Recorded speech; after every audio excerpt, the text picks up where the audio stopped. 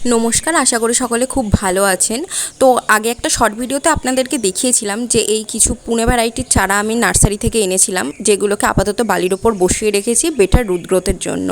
আজকে চলুন এই চারাগুলো বসানোর জন্য কি করে মাটি তৈরি করছি সেটাই দেখাই। তো প্রথমেই যেটা নিলাম সেটা হচ্ছে লাল বালি, খুব ভালো ড্রেনেজ সিস্টেমের জন্য লাল বালি তো মাটির সাথে মেশাতেই হবে।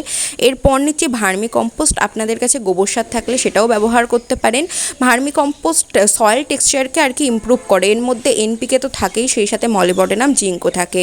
এরপর আমি যেটা দিচ্ছি সেটা হচ্ছে হাড় গুঁড়ো আর শিংকুচির মিশ্রণ, এটা মাটিতে ক্যালসিয়াম আর ফসফরাসের যোগান দেয়। তারপর আমি দিয়ে নিচ্ছি দেখুন লাল পটাশ, আপনাদের কাছে সাদা পটাশ থাকলে সেটা ব্যবহার করতে পারেন। পটাশে থাকে পটাশিয়াম অক্সাইড, প্ল্যান্টের গ্রোথে খুব ভালো সাহায্য করে। এরপর যেটা দিলাম সেটা হচ্ছে এপসম সল্ট, এর মধ্যে আছে ম্যাগনেসিয়াম, সালফার আর অক্সিজেন। মেনলি গাছকে, যে কোনো চারা গাছকে হিট স্ট্রেস থেকে রক্ষা করে এই অ্যাপসম সল্ট। এরপর আমি সবথেকে শেষে মিশিয়ে নিলাম দেখুন নিমখোল। নিমখোল মাটিকে এবং গাছকে ফাঙ্গাস অ্যাটাক থেকে রক্ষা করে। আপনাদের কাছে সাবফাঙ্গিসাইড থাকলে কিন্তু সেটাও আপনারা ব্যবহার করতে পারেন। তো যাই হোক, ভালো করে মাটিটাকে মিশিয়ে দেখুন আমি টবে আপাতত 7 থেকে 10 দিন মতন রেখে দেবো, তারপরে কিন্তু আমি চারা প্রতিস্থাপন করব। আর একটা কথা, আপনাদের কাছে যদি সিন্ডার বা ঘেস থাকে তাহলে আমি বলবো ঘেস মিডিয়াতে চন্দ্রমল্লিকার চারা প্রতিস্থাপন করুন, দেখবেন খুব ভালো রেজাল্ট পাবেন।